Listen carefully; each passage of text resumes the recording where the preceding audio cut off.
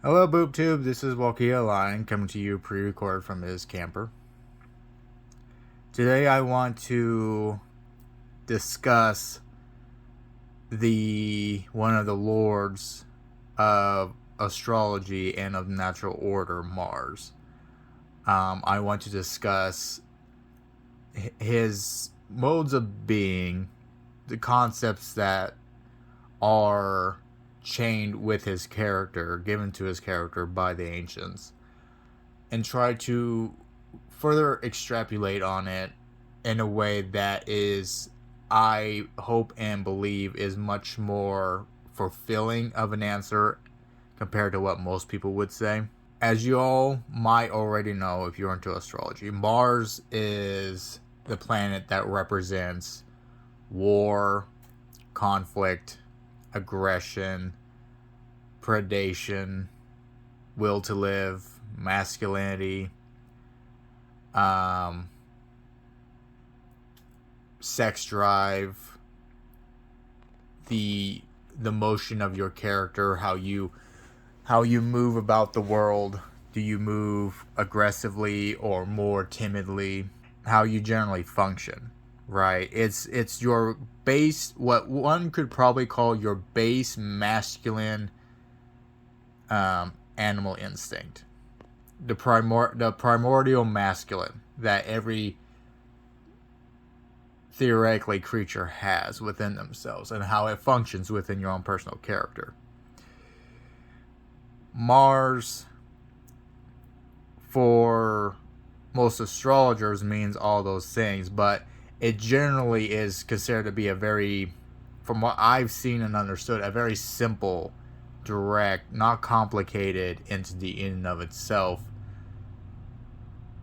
And yet, even though in a way that is true, there is complexity in its simplicity. As you all can see, the two signs that obviously Mars represents is Aries and Scorpio. These two, their modes, their elements they are in, the times of the year that they are in, help better hone in the concept of what Mars properly represents in the natural order. Using the Christian concept of the 7 sins and virtues, this is where I come in conflict with most astrologers and not all astrologers, and say that Mars is the planet that represents love, not Venus. The reason being is that a very simple concept, a very simple saying. What is the point of love if you're not willing to fight for it, right? By that contrast, of course, we have to look at the other side of love, which is lust. The reason why probably most people don't associate Mars with love is the lustful nature of Mars, that more selfish side of Mars. The will to live, a desire to push the boundaries, to push forward on your own, to prove yourself and your own strength, to beat your opponents, to get to the goal, to win the trophy, to constantly fight for a purpose, a drive in life. The question is not whether to live or not to live, of course not. It's rather a matter of what do you live for. Do you live for yourself, or do you live for somebody else? What comes to my mind in particular with this would be, say, a father, a new father, who girl just had children, not necessarily a wife, who he decides to leave. Why?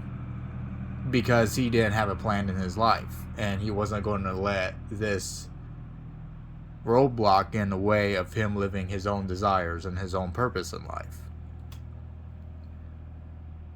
Essentially becoming a deadbeat dad, right? By contrast to that extreme, the other side of it would be the father who literally his entire life is about his kids and his wife. everything is about his kids and his wife. They all mean everything to him. Does he sacrifice his own will to live for the wills of his children and his wife? It's a very real question. A lot of people would say that, you're not sacrificing anything if you have a family, but there are people in this world who legitimately are potentially sacrificing a great deal of their potential for something that frankly is never going to live up to the potential that they personally had, at least not in a given time. It's a choice that the individual has to basically make on their own. Nobody else can make it for them. It is a issue that Mars deals with just as much as he will deal with something like predation. Predation, I'm sure most people can probably guess. On a lighter side, predation is more like that ultra aggressive, like salesman, as an example. Somebody who just constantly keeps coming at you with questions or with a sales pitch, not taking no for an answer. As far as I'm concerned, when it comes to predation, the issue is not whether to consume or not to consume, but rather a matter of tearing versus caring. To tear your prey into pieces, to selfishly take from them what you believe is rightfully yours by conquest, or to care for them, putting their hunger before yourself as a way to, paradoxically enough, nourish your own hunger through their satisfaction. To nourish your own satisfaction. The idea being that the predatorial state is something that Mars can never get away from. Mars is inherently a predator.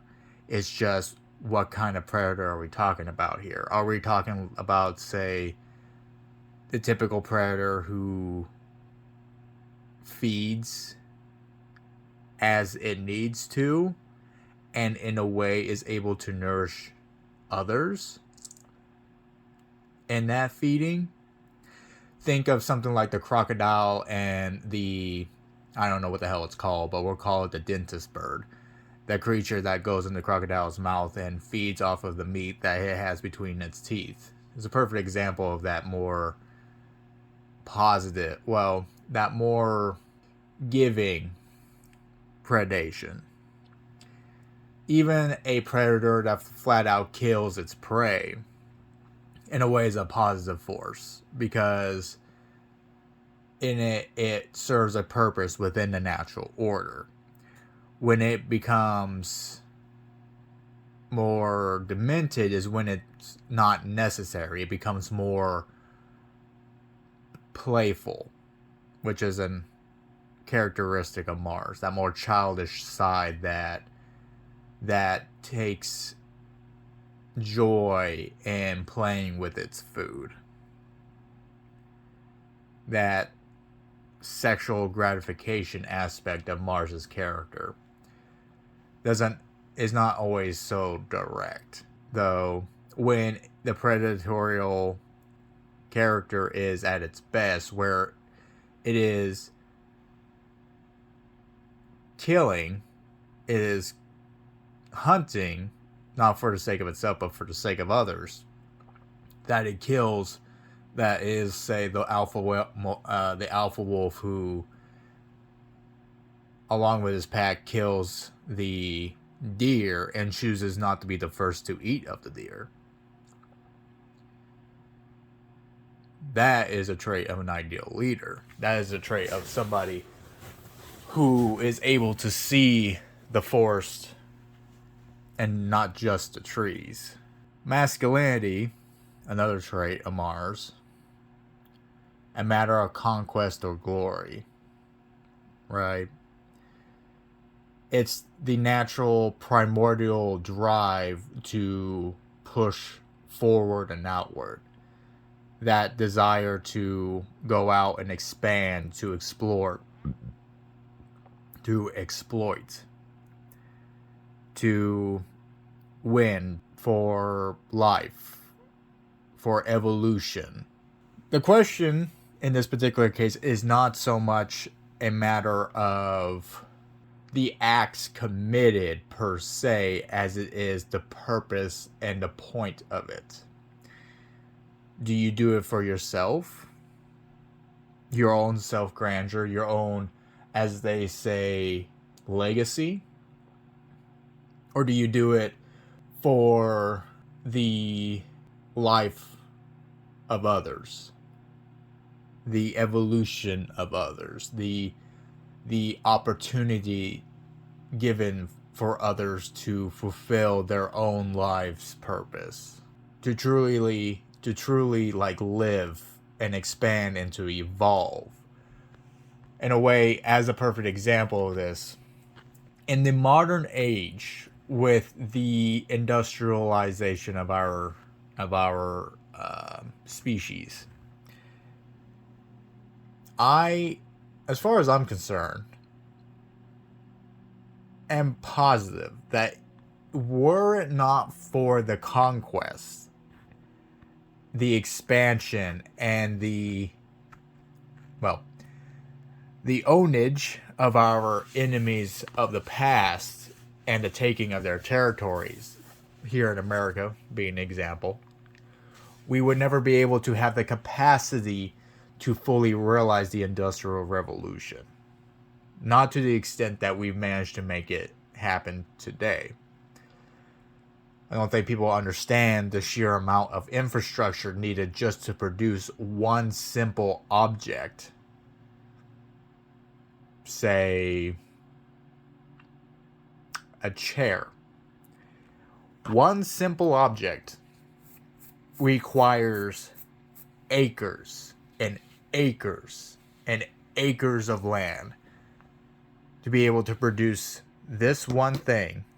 Not just in terms of the wood, but in terms of the oil that needs to be manufactured into gas, the cars that need to be manufactured in and of themselves and the metals that they require, the electrical grid needed to power said items in an efficient manner, the sheer cobweb necessary to support the infrastructure that we have today is not possible without the masculine drive to conquer